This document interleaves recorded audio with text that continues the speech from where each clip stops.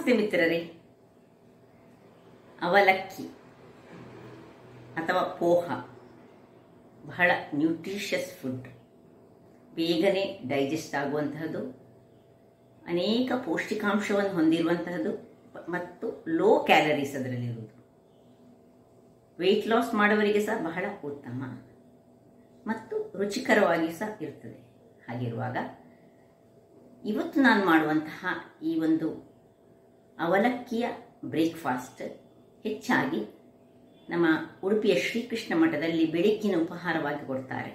ನಿಮಗೆಲ್ಲರಿಗೂ ಗೊತ್ತಿರೋ ಹಾಗೆ ಅವಲಕ್ಕಿ ಎಂಬುದು ಶ್ರೀಕೃಷ್ಣನಿಗೆ ಅತ್ಯಂತ ಪ್ರಿಯವಾದ ಒಂದು ವಸ್ತು ಅಂತ ಹೇಳ್ಬೋದು.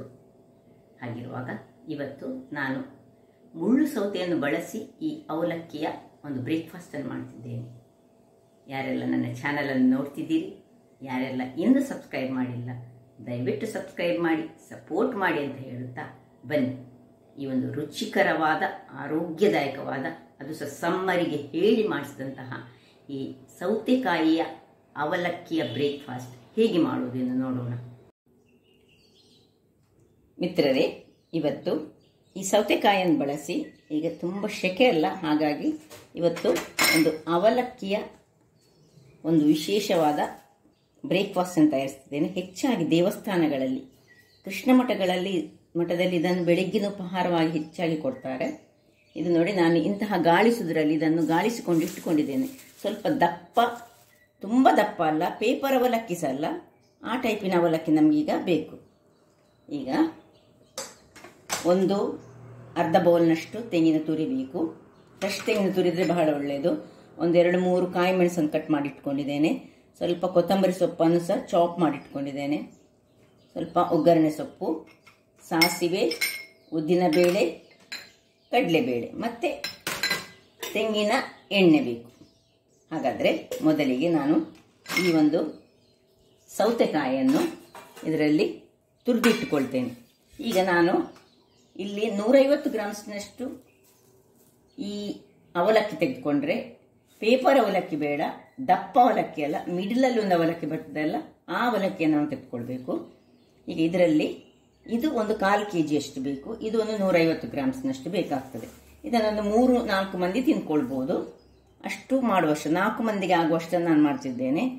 1/4 kg ಈ ಕುಕುಂಬರ್, 150 ಗ್ರಾಮ್ಸ್ನಷ್ಟು ಅವಲಕ್ಕಿ, ಮತ್ತೆಲ್ಲ 1 ಚಮಚ ಸಾಸಿವೆ, ಇದನ್ನೆಲ್ಲ ಹೇಳಿದ್ದೇನೆ ನಾನು. ಈಗ ಇದನ್ನು ತುರಿದುಕೊಳ್ತೇನೆ. ವೀಕ್ಷಕರೇ, ಇಲ್ಲಿ ನೋಡಿ, ತುರಿದೆಲ್ಲ ಆಯಿತು. ಈಗ ಒಮ್ಮೆ ಈ ಒಂದು ಕ್ಲೀನ್ ಮಾಡಿದಂಥ ಇದನ್ನು ಒಂದು ಸಾರಿ ತೊಳೆದುಕೊಂಡು ತರ್ತೇನೆ ನಾನು. ಸ್ವಲ್ಪ ಒಂದು ಸತಿಯ ನೀರಿನಲ್ಲಿ ಜಸ್ಟ್ ಒಮ್ಮೆ ತೊಳೆಯುವುದು ಮಾತ್ರ, ಅದಕ್ಕೆ কোনো ನೀರು ಹಾಕೊಳ್ಳಿಕ್ಕೆ ಇಲ್ಲ. ಈ ರೀತಿ ಸ್ವಲ್ಪ ನೀರಿನಲ್ಲಿ ಜಸ್ಟ್ ಅದು ಇದನ್ನು ಸ್ವಲ್ಪ ಕ್ಲೀನ್ ಆಗಬೇಕು ಅಷ್ಟೇ. ಕ್ಲೀನ್ ಆಗಲಿಕ್ಕೋಸ್ಕರ ಮಾತ್ರ ನೋಡಿ.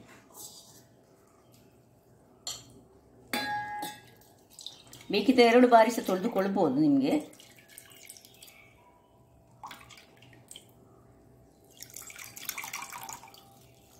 ಸ್ವಲ್ಪ ಸಹ ನೀರಿರಬಾರ್ದು. ಈಗ ಮುಳ್ಳು ಸೌತೆಯ ನೀರೇ ಅದರಲ್ಲಿ ಅದನ್ನು ಹೀರ್ಕೊಳ್ಬೇಕು. ಅದರಿಂದಾಗಿ ತುಂಬ ತೆಳು ಅವಲಕ್ಕಿ ತೆಗೆದುಕೊಳ್ಬೇಡಿ.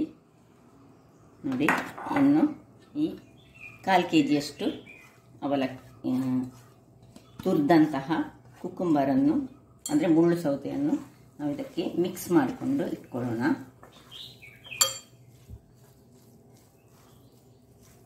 ವೀಕ್ಷಕರೇ, ಎಲ್ಲ ಮಿಕ್ಸ್ ಮಾಡಿ ನೋಡಿ, ಈ ರೀತಿಯಾಗಿ ಬರ್ತದೆ. ಈಗ ಇದನ್ನು ಪಕ್ಕಕ್ಕೆ ಇಟ್ಟುಕೊಂಡು ಇಲ್ಲಿ ಒಂದು ಗ್ಯಾಸನ್ನು, ಬಣಾಲೆಯನ್ನು ಇಟ್ಕೊಂಡು ಉರಿಸ್ಕೊಳ್ಳೋಣ. ಗ್ಯಾಸನ್ನು ಆನ್ ಮಾಡಿಕೊಂಡು ಒಂದು ಬಣಾಲೆಯನ್ನು ಇಟ್ಕೊಂಡಿದ್ದೇನೆ. ಈಗ ಮೊದಲಿಗೆ ಎಣ್ಣೆಯನ್ನು ಹಾಕೊಳ್ಳೋಣ. ಒಂದು 4 ಚಮಚದಷ್ಟು ಎಣ್ಣೆ ಬೇಕು. ಎಣ್ಣೆ ಬಿಸಿಯಾಗಲಿ. ಎಣ್ಣೆ ಬಿಸಿಯಾಗುವಾಗ ಸಾಸಿವೆಯನ್ನು ಹಾಕೊಳ್ಳೋಣ. ಸಾಸಿವೆ ಸಿಡಿಬೇಕು. ಸಿಡಿಯುವಾಗ ನೋಡಿ, ಇಲ್ಲಿ ಕಡಲೆಬೇಳೆ ಹಾಕ್ಕೊಳ್ತಿದ್ದೇನೆ. ಕಡಲೆಬೇಳೆ ಒಟ್ಟಿಗೆ ಉದ್ದಿನ ಬೇಳೆ 1 ಚಮಚ, ಕರಿಬೇವಿನ ಸೊಪ್ಪು, ಕರಿಬೇವಿನ ಸ್ವಲ್ಪ ಸ್ವಲ್ಪ ಹೆಚ್ಚಾಕಿದರೆ ಒಳ್ಳೆ ಪರಿಮಳ ಬರ್ತದೆ.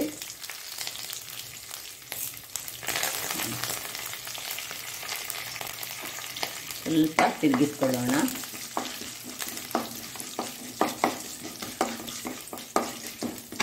ಇನ್ನು ಕಾಯಿ ಮೆಣಸನ್ನು ನೋಡಿ ಹೀಗೆ ಕತ್ತರಿಸಿಕೊಂಡಿದ್ದೇನೆ. ಕಾಯಿ ಮೆಣಸು ಸ್ವಲ್ಪ ಅಂದರೆ ಸಣ್ಣದಾಗಿ ಕತ್ತರಿಸಿದರೆ ಮತ್ತೆ ಬಾಯಿಯಲ್ಲಿ ಸಿಗ್ತದೆ. ಕೆಲವು ಮಕ್ಕಳಿಗೆಲ್ಲ ಕೊಡುವಾಗ ಸ್ವಲ್ಪ ಉದ್ದ ಇದ್ದರೆ ತೆಗೆದಿಟ್ಟುಕೊಂಡು ಕೊಡ್ಬೋದು.